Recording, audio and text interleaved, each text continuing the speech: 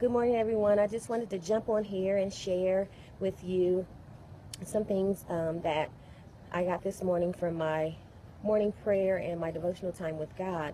As I was praying for multiple things, but as I was praying, I was reminded of the story in Acts 9 regarding Saul, who later became Paul, how he went to the high priest to get letters to Damascus to basically try to stop the movement that was taking place.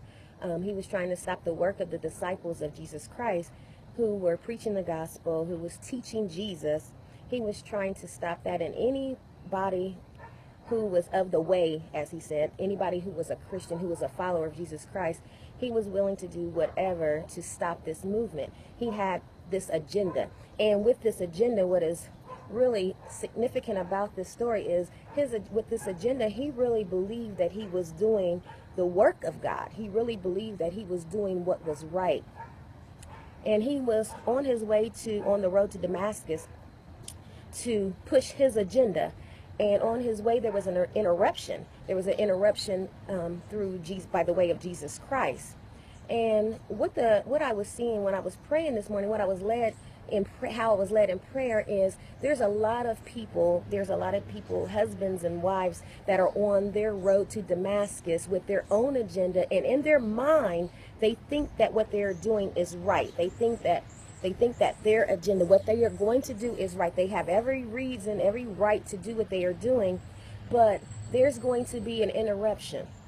There's going to be an interruption because we cannot push our own agenda when it's not part of God's plan. What Saul was doing, even though he thought it was God, he thought he was doing the Lord's work, not Jesus's work, but he thought he was doing the religious work, if you will. He thought he was doing the right thing, but he was interrupted. And a lot of times we find ourselves on the road to Damascus where we have conjured up this thing in our mind where we really believe that what we are doing, we really believe that we are in the will of God, but in fact we are not in the will of God.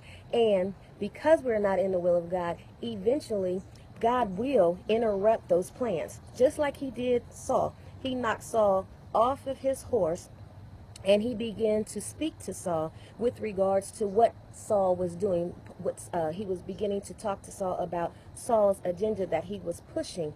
And so even within marriages, there's a husband right now that is on the road to Damascus, headed trying to get a divorce. There's a wife on the road to Damascus, headed to try to get a divorce. There are children who are trying to move out of their parents' house too soon on that road of Damascus with their own agenda. They think what they are doing is right. There are many different faucets that we are doing, there are many times that we are trying to pick up these agendas where we are headed down the road to Damascus, and it's not the will of God for us to do that. There are pastors who are jumping ship because they have been hurt by church members or their congregation, where now they are on a road to Damascus trying to find another church to pastor.